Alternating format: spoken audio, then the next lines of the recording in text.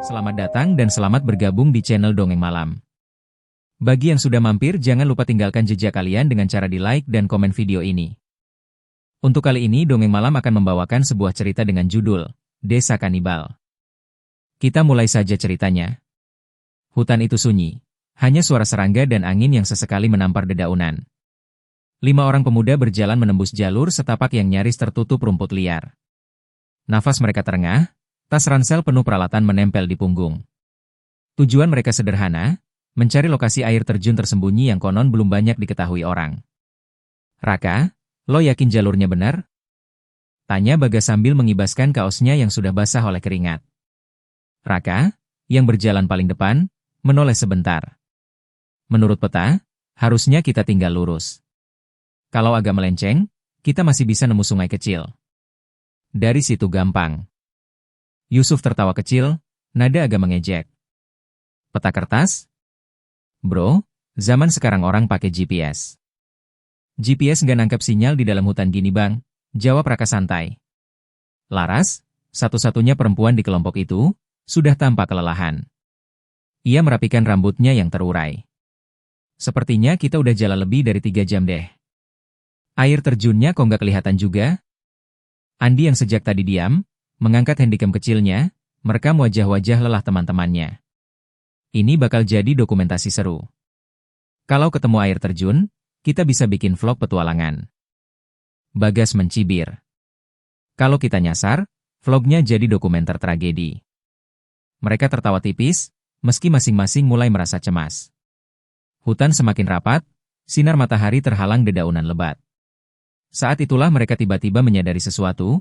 Jalur yang mereka lalui tidak lagi jelas. Tadi kita lewat sini bukan sih?" tanya Laras ragu.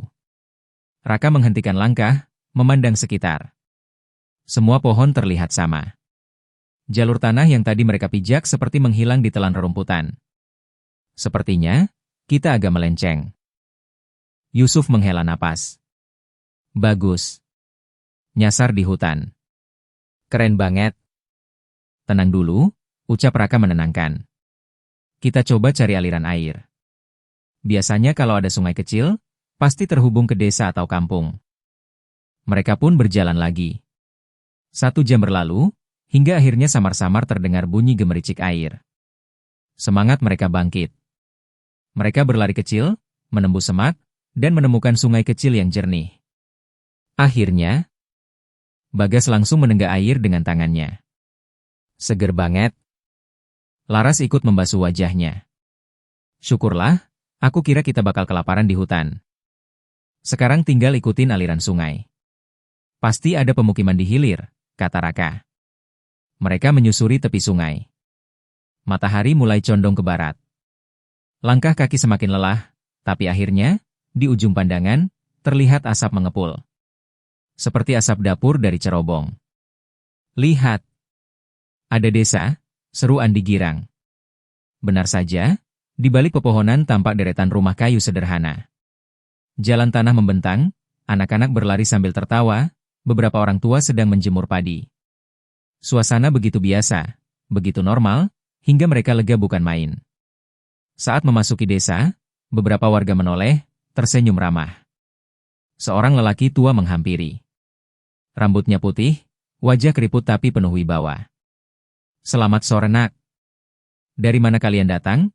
tanyanya dengan suara berat. Raka maju. "Kami tersesat di hutan Pak. Rencananya mau ke air terjun, tapi nyasar. Untung ketemu desa ini." Orang tua itu mengangguk pelan. "Kalian beruntung bisa sampai sini. Desa kami jarang dikunjungi orang luar. Namaku Mbah Surya." "Senang ketemu Mbah," sahut Yusuf sambil menjabat tangannya. Mbah Surya tersenyum, lalu menepuk pundak Raka. "Kalian pasti lelah. Ayo ikut, kami akan memberi makan dan tempat beristirahat." Mereka berlima pun mengikuti. Desa itu terlihat hangat, ada anak-anak yang bermain, ibu-ibu yang menenun, aroma masakan dari dapur-dapur kayu. Tidak ada yang tampak mencurigakan. Mereka diajak masuk ke sebuah rumah besar, sejenis balai desa. Disediakan makanan hangat, nasi, sayur rebus, dan lauk daging yang empuk. "Silakan makan." Anggap ini rumah sendiri, kata Mbah Surya. Tanpa banyak curiga, mereka melahap makanan itu. Bagas bahkan memuji.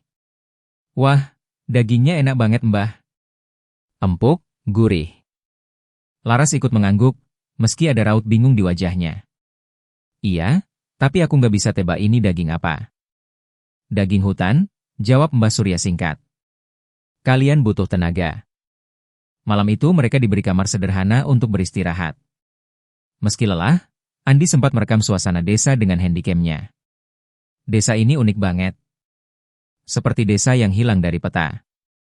Namun malam pertama itu, Laras tidak bisa tidur nyenyak. Dari jendela kamarnya, ia mendengar samar suara seperti teriakan. Bukan suara hewan, melainkan manusia. Jeritan lirih, lalu hening. Ia merapatkan selimut, hatinya dicekam rasa takut. Keesokan harinya, Yusuf mengusulkan untuk segera mencari jalur keluar. Kita nggak bisa selamanya di sini. Kita harus kembali. Tapi Raka menahan. Kita belum tahu arah keluar. Kalau langsung jalan, bisa tersesat lagi. Mending tanya dulu ke warga. Saat mereka mencari Mbah Surya, beberapa warga justru menghindar. Ada yang tersenyum canggung, ada yang buru-buru masuk rumah. Seolah keberadaan mereka membuat suasana aneh. Andi merekam diam-diam. Kok mereka seperti, nggak suka kita di sini ya, bisiknya. Siang itu, Mbah Surya akhirnya muncul. Jangan khawatir. Besok pagi saya akan antar kalian keluar. Malam ini istirahat saja. Lagi-lagi mereka diberi makanan hangat. Lagi-lagi ada daging empuk. Dan lagi-lagi Bagas lahap memakannya. Tapi kali ini Laras hampir tidak menyentuh lauk itu. Aku ngerasa aneh, bisik Laras ke Raka. Daging ini, ada rasa yang bikin aku mual. Raka menatapnya serius. Mungkin cuma perasaanmu. Namun malam kedua, keanehan makin terasa. Andi, yang selalu sibuk merekam, tiba-tiba tidak ada di kamar. Mereka mencarinya ke seluruh ruangan, tapi tidak ketemu. Dia pasti lagi keluyuran, kata Yusuf. Mungkin cari futek malam. Tapi Laras panik. Aku yakin aku dengar suara jeritan lagi tadi malam. Jangan-jangan Andi. Udah, jangan mikir aneh-aneh dulu, potong Raka, meski wajahnya sendiri tegang.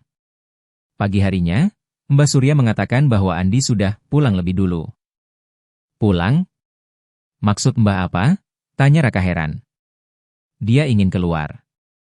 Jadi kami antar, jawab Mbah Surya tenang. Tapi tidak ada tanda-tanda Andi benar-benar pergi. Semua barangnya masih ada di kamar, kecuali handycam. Laras merasa ada yang salah. Sangat salah. Raka menatap kamar kosong itu lama. Tas Andi masih tergeletak di sudut, botol minum yang ia bawa pun masih ada. Yang hilang hanya handycam. Mana mungkin dia keluar sendiri, gumam Raka. Bagas menggaruk kepalanya. Tapi Mbah Surya bilang dia udah pulang. Mungkin dia benar-benar dijalanin keluar? Tanpa pamit sama kita? Gak masuk akal, sahut Laras cepat. Matanya berkaca-kaca. Andi bukan tipe orang yang ninggalin gitu aja. Ada yang gak beres. Yusuf menepuk pundak Laras. Tenang dulu. Jangan bikin keributan. Kita di tempat orang, kalau nuduh sembarangan bisa bahaya. Meski begitu, ketegangan sudah terbentuk. Seharian penuh mereka lebih waspada. Setiap kali berjalan melewati warga, mereka merasa diawasi. Senyum ramah yang kemarin kini terasa aneh, dipaksakan. Sore itu, mereka berempat duduk di dekat sungai kecil di belakang desa. Raka berbisik, sepertinya kita harus cari jalan keluar sendiri. Aku nggak percaya sama omongan Mbah Surya. Aku setuju, sahut Laras cepat. Aku takut Andi, udah kenapa-kenapa. Bagas tampak ragu. Tapi kita nggak tahu jalannya Rak. Bisa-bisa malah muter balik ke hutan.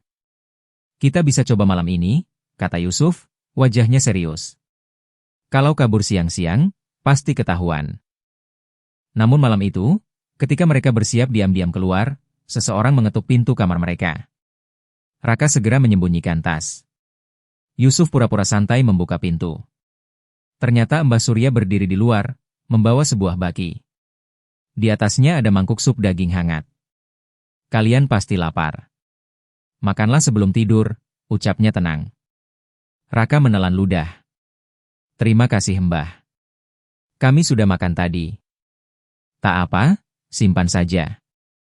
Besok pagi kalian bisa saya antar keluar, kata Mbah Surya, lalu pergi perlahan. Mereka saling berpandangan. Laras menutup mulutnya, menolak menyentuh sup itu. Bagas mendekat, mencium aromanya. Gila, baunya enak banget, bisiknya. Jangan disentuh, kata Raka cepat. Aku nggak yakin ini aman. Bagas terdiam, meski jelas ia tergoda. Malam itu mereka hampir tidak tidur. Suara-suara aneh terdengar dari luar, suara langkah kaki, bisikan, lalu lagi-lagi samar-samar suara seperti jeritan yang ditahan. Kali ini jelas lebih dekat. Dengarkan, bisik Laras, matanya melebar. Raka mengangguk perlahan. Yusuf meraih batang kayu di dekat ranjang, berjaga-jaga. Bagas pucat, meski mencoba tetap tenang. Menjelang subuh, suara itu mereda. Mereka terlelap sebentar karena kelelahan. Saat bangun, Yusuf sudah tidak ada di kamar. Yusuf? Raka langsung bangkit panik. Ia mencari keluar kamar, ke ruang tengah, tapi kosong. Laras mulai gemetar. Jangan bilang Yusuf juga. Di luar, beberapa warga berkumpul di jalan desa, berbisik-bisik. Begitu melihat Raka dan Bagas keluar, mereka terdiam. Tatapan mata mereka menusuk, seperti sedang menghakimi. Apa yang terjadi di sini? Teriak Raka menuntut jawaban. Seorang perempuan parubaya tersenyum samar. Temanmu sudah pergi. Dia tidak menderita. Maksudmu apa? Raka hampir maju menyerang. Bagas menahannya. Rak, sabar dulu. Namun jelas, sesuatu yang mengerikan terjadi. Yusuf tidak mungkin pergi begitu saja. Hari itu Raka dan Bagas memutuskan untuk tidak berpisah dari Laras. Mereka bertiga berjalan menyusuri desa, mencari tanda keberadaan Yusuf. Di sebuah lorong kecil di belakang rumah, Raka mencium bau anyir menusuk. Ia mengikuti aroma itu hingga menemukan sebuah gudang bambu terkunci rapat. Dari sini baunya, bisiknya. Laras menutup hidung, wajahnya pucat. Aku nggak mau lihat Rak. Kalau ini tentang Yusuf, kita harus tahu. Mereka mencoba membuka, tapi terkunci. Dari celah bambu, Raka bisa melihat samar, potongan daging tergantung. Terlalu besar untuk daging hewan biasa. Raka mundur, wajahnya berubah pucat pasi. Apa itu? Tanya Bagas. Raka menatapnya dengan ngeri. Aku nggak yakin. Tapi ukurannya, mirip tubuh manusia. Laras langsung lemas, nyaris pingsan. Bagas menahan tubuhnya. Jangan-jangan. Sebelum mereka bisa melanjutkan, seorang lelaki muda desa mendekat. Apa yang kalian lakukan di sini? Suaranya dingin. Raka cepat berbohong. Nggak, kami cuma nyari jalan keluar. Pemuda itu tersenyum tipis. Nanti malam, kalian akan mengerti segalanya. Kata-kata itu membuat bulu kuduk mereka berdiri. Malam ketiga, Laras tidak tahan lagi. Ia menangis pelan, ketakutan. Aku mau pulang. Aku nggak mau di sini. Raka menggenggam tangannya. Aku janji kita bakal keluar. Besok pagi kita kabur, apapun yang terjadi. Bagas mengangguk. Iya. Kita nggak bisa nunggu mereka habisin kita satu-satu. Namun malam itu, Laras hilang. Raka terbangun karena suara langkah. Ia menoleh, dan ranjang Laras kosong. Selimutnya masih hangat, tanda ia baru saja pergi. Laras. Raka berbisik keras, mengguncang Bagas. Mereka berlari keluar. Suasana desa sunyi, terlalu sunyi. Dari arah balai desa, terdengar nyanyian lirih. Mereka mengendap mendekat, dan melihat pemandangan yang membuat darah mereka membeku. Di tengah ruangan, Laras terikat. Wajahnya ditutupi kain. Warga desa duduk melingkar, bersenandung dengan nada ritual. Mbah Surya berdiri di depan, memegang sebilah pisau besar. Untuk leluhur, kita beri persembahan, ucapnya lantang. Raka hampir menerjang, tapi Bagas menahannya, menutup mulutnya rapat. Mata Raka berkaca-kaca, Tubuhnya bergetar menahan amarah. Mereka hanya bisa menonton saat Laras diseret ke belakang tirai. Jeritan samar terdengar. Lalu hening. Raka jatuh berlutut, menutup wajahnya. Bagas ikut gemetar, matanya merah. Kita harus keluar. Malam ini juga, desis Raka, suaranya pecah.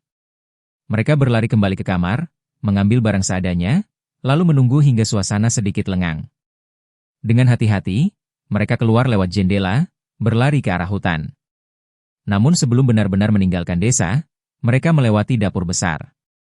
Dari celah pintu, Raka tak sengaja melihat panci besar penusuk, dan di dalamnya terlihat potongan lengan manusia. Ia menutup mulut, hampir muntah.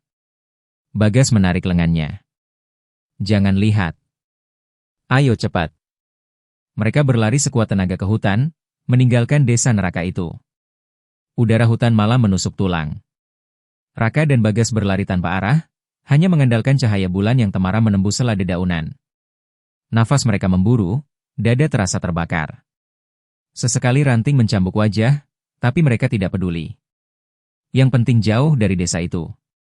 Astaga, Rak, kita nggak bisa terus lari kayak gini, Bagas terengah, akhirnya berhenti sambil menahan pinggangnya. Raka terhuyung, bersandar pada batang pohon. Wajahnya pucat, penuh keringat. Kalau kita berhenti, mereka bisa nyusul. Tapi kita bahkan nggak tahu arah keluar. Bagas menendang tanah dengan putus asa. Ini gila. Laras, Andi, Yusuf, suaranya tercekat. Raka menatap sahabatnya itu dengan mata merah. Aku tahu. Tapi kalau kita menyerah, kita bakal nyusul mereka. Lo mau itu terjadi? Bagas terdiam. Tubuhnya gemetar, antara lelah dan marah. Akhirnya ia mengangguk pelan. Gak. Kita harus terus jalan. Mereka melanjutkan langkah, kali ini lebih pelan. Gelap semakin pekat. Suara binatang malam terdengar dari segala arah. Tapi yang paling menakutkan justru sunyi di antara suara-suara itu, karena kapan saja bisa saja terdengar jeritan atau langkah kaki mengejar. Setelah hampir 1 jam berjalan, mereka menemukan sebuah gubuk tua di tepi hutan. Atapnya hampir roboh, tapi cukup untuk berteduh. Kita istirahat sebentar di sini, kata Raka. Mereka masuk. Bau lembab menusuk hidung, tapi setidaknya tempat itu memberi rasa aman sesaat. Bagas duduk di sudut, wajahnya pucat. Rak, suaranya lirih. Lo nyadar nggak? Daging yang kita makan, dari pertama kali kita sampai di desa itu. Raka memejamkan mata. Gue udah curiga. Bagas menelan ludah, tangannya bergetar. Lo sadar nggak kalau mungkin, itu daging teman-teman kita? Perkataan itu seperti pisau menusuk dada. Raka ingin menyangkal, tapi bayangan gudang dengan potongan daging dan panci besar penusuk menghantui pikirannya. Dia teringat Bagas yang dengan lahap memuji masakan itu. Laras yang merasa mual. Dan Andi yang menghilang tepat sebelum mereka disuguhi daging hutan untuk kedua kalinya. Raka menahan rasa ingin muntah. Kita nggak boleh mikir itu sekarang. Kalau kita tenggelam dalam rasa bersalah, kita nggak bakal bisa keluar hidup-hidup. Bagas menunduk, menggenggam rambutnya frustasi. Gue makan daging mereka, Rak. Raka meraih bahunya. Itu bukan salah lo.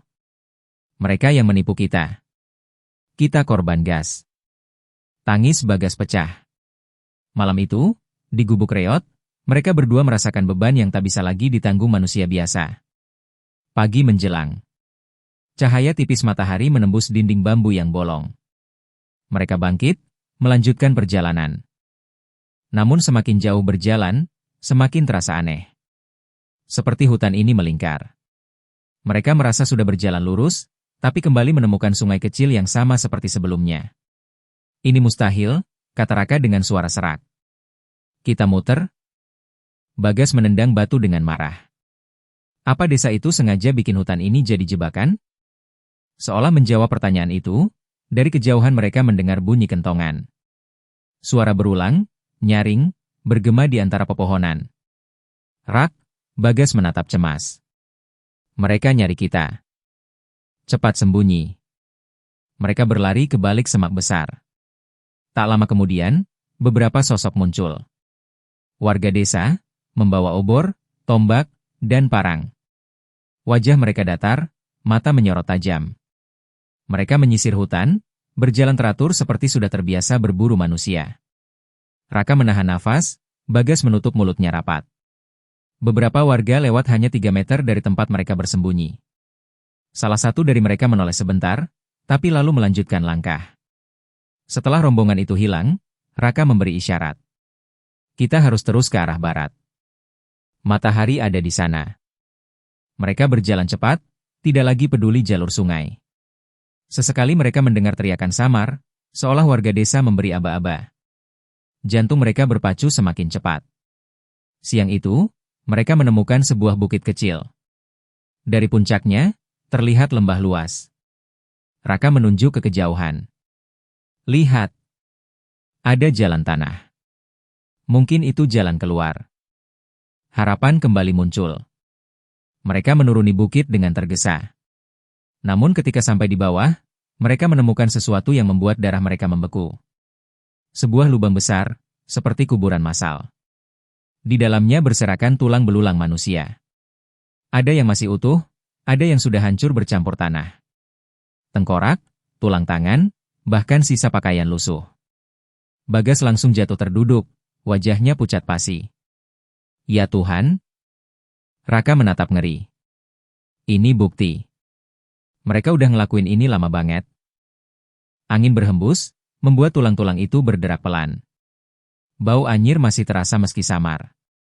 Tadi malam, laras juga, Bagas tidak sanggup melanjutkan. Raka menariknya bangkit. Jangan lihat lagi. Kita harus kabur sebelum kita yang nyusul masuk ke sini. Mereka berlari menjauh, berusaha menutup pikiran. Tapi bayangan tulang belulang itu terus mengikuti. Menjelang sore, perut mereka mulai keroncongan. Mereka hanya punya sisa biskuit dari tas Raka. Bagas mengunyah pelan, wajahnya tetap pucat. Rak, suaranya lirih. Gue masih bisa ngerasain rasa daging itu di mulut gue. Raka tidak menjawab. Ia hanya memejamkan mata, menahan rasa mual yang kembali menyerang. Tiba-tiba, terdengar suara gemerisik. Mereka spontan berjaga. Dari balik semak, seekor babi hutan keluar. Bagas menghela napas lega. Hewan beneran, akhirnya. Namun saat ia hendak mendekat, seekor anjing hitam besar melompat keluar, menggonggong keras. Babi hutan lari, dan anjing itu menatap mereka tajam. Dari kalung di lehernya, jelas itu anjing milik warga desa. Lari, teriak Raka. Mereka kabur lagi, anjing mengejar dengan gonggongan keras. Suara gonggongan itu pasti akan memanggil warga desa. Dan benar saja, tak lama kemudian terdengar suara kentongan lagi, semakin dekat. Matahari tenggelam. Hutan kembali gelap. Raka dan Bagas bersembunyi di dalam batang pohon tumbang. Nafas mereka memburu, keringat membasahi tubuh. Gas, bisik Raka, kalau besok kita masih nggak ketemu jalan keluar, mungkin ini akhir kita. Bagas menatapnya dengan mata berkaca. Gue nggak mau mati di sini, Rak. Gue nggak mau jadi makanan mereka. Raka menggenggam tangannya erat. Kita akan bertahan. Apapun caranya. Malam itu, mereka hanya bisa berdoa dalam hati, berharap masih ada kesempatan hidup. Malam itu terasa begitu panjang. Gonggongan anjing sesekali masih terdengar jauh, bercampur suara kentongan. Tapi perlahan-lahan, suara itu memudar. Hutan kembali sunyi. Raka terlelap sebentar, lalu terbangun karena Bagas mengguncangnya. Rak, denger nggak? Raka memasang telinga. Samar-samar terdengar suara air, gemericik, seperti sungai besar. Mereka berdua langsung bangkit dengan harapan baru. Kalau kita ikutin sungai besar, pasti kita keluar ke perkampungan lain, kata Raka. Mereka berjalan cepat menuju arah suara. Tak lama kemudian, terlihat aliran sungai yang lebih lebar dari sebelumnya. Airnya jernih, tapi deras. Bagas berjongkok, meneguk air dengan rakus. Akhirnya, gue udah haus setengah mati. Raka ikut minum, lalu mengamati sekitar. Di tepian sungai, ada sesuatu yang terjebak di antara akar pohon. Sebuah tas hitam. Raka menariknya keluar. Itu tas milik Andi. Hatinya berdegup kencang. Dengan tangan gemetar, ia membuka resleting. Di dalamnya ada beberapa pakaian, baterai cadangan, dan handycam. Bagas menatap tak percaya. Itu kamera Andi. Raka langsung menyalakannya. Untung baterainya masih tersisa. Layar menyala, memperlihatkan daftar rekaman. Ada beberapa file, dan yang paling terakhir diberi label otomatis tanggal sehari sebelum Andi menghilang. Dengan ragu, Raka menekan tombol play. Layar memperlihatkan wajah Andi pucat, berkeringat. Ia merekam dirinya sendiri di dalam kamar desa. Suaranya bergetar.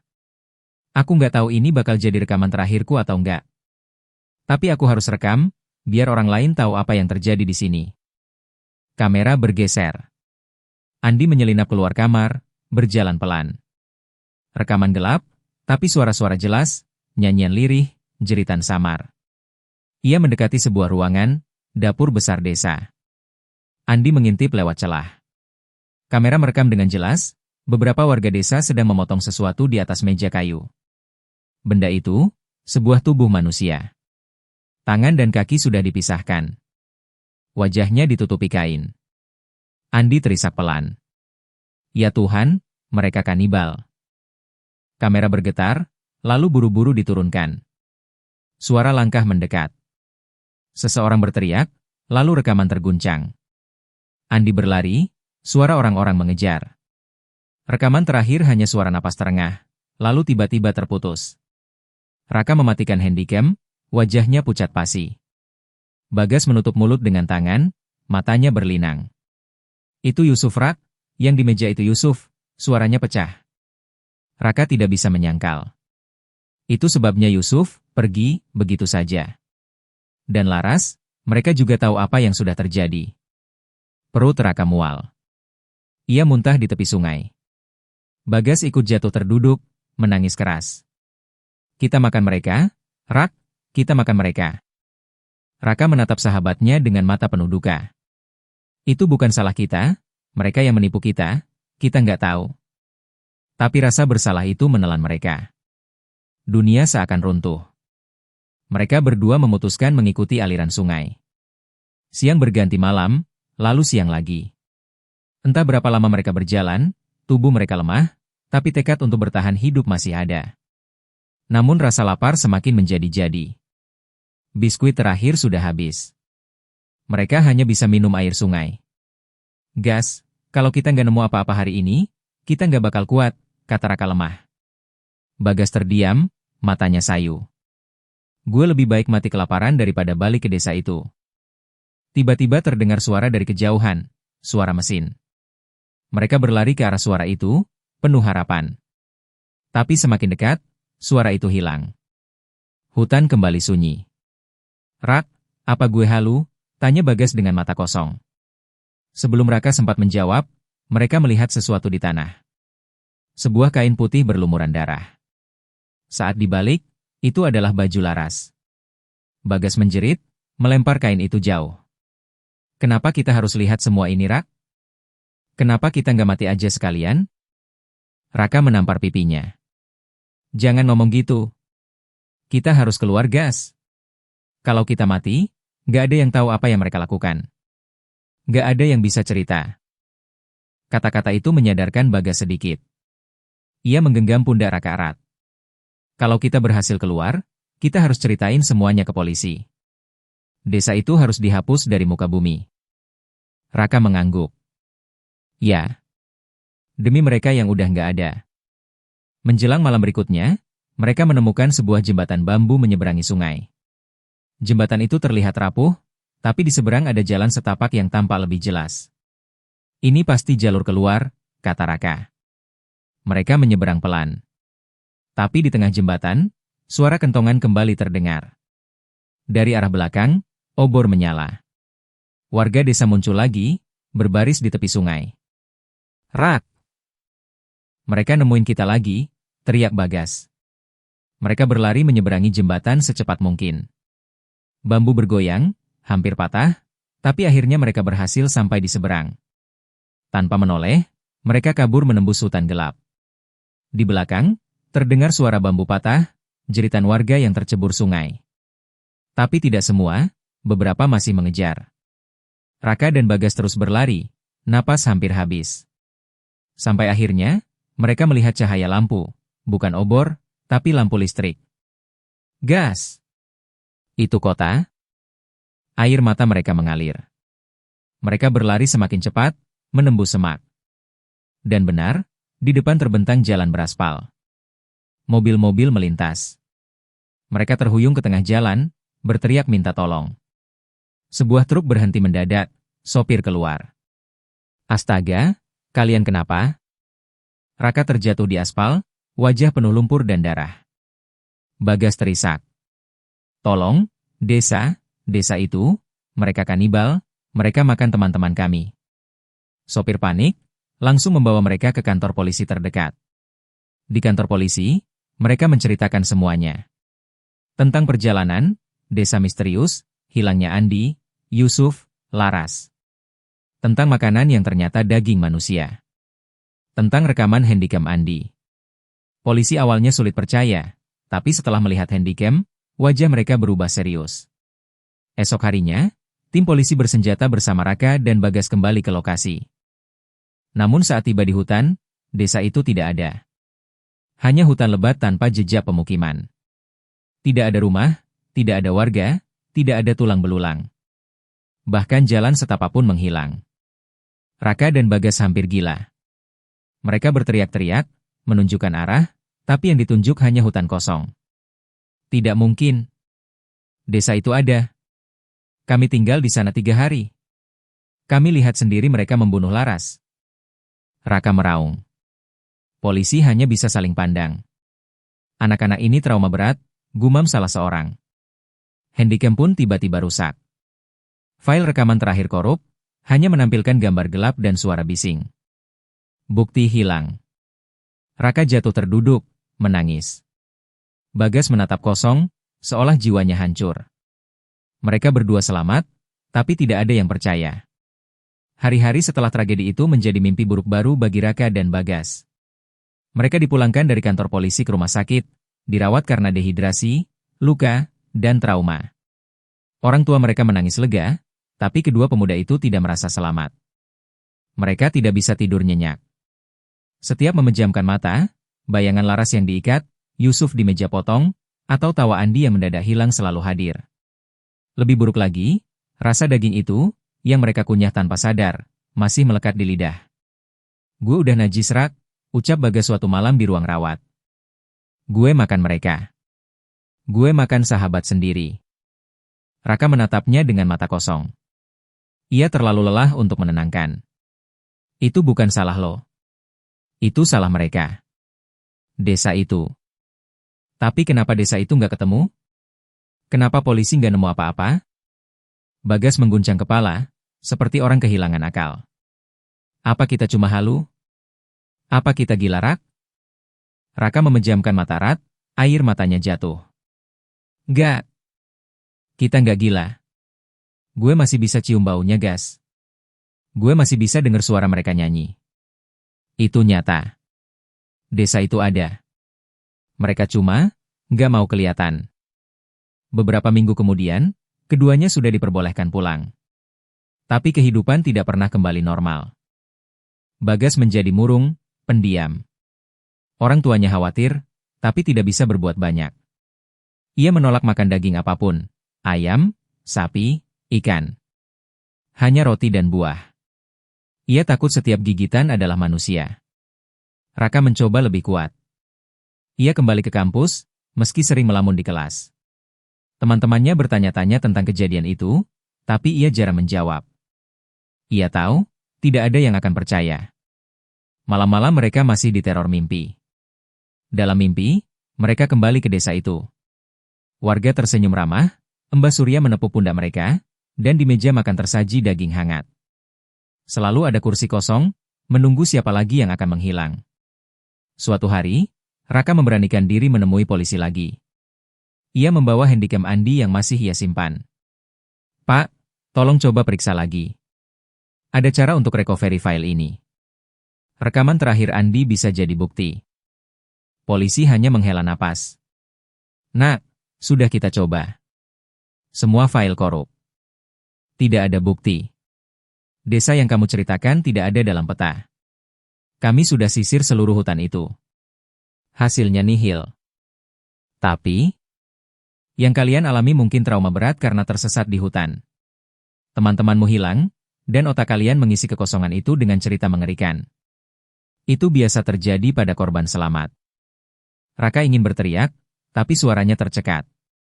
Ia sadar, sia-sia. Tidak ada yang percaya. Beberapa bulan berlalu. Luka fisik sembuh, tapi luka batin tidak. Raka dan Bagas masih saling bertemu, meski jarang. Mereka duduk diam berjam-jam tanpa banyak bicara, hanya saling memahami. Rak, kata Bagas suatu sore, menatap langit mendung, lo pernah mikir nggak kalau mereka masih ngikutin kita? Raka menoleh.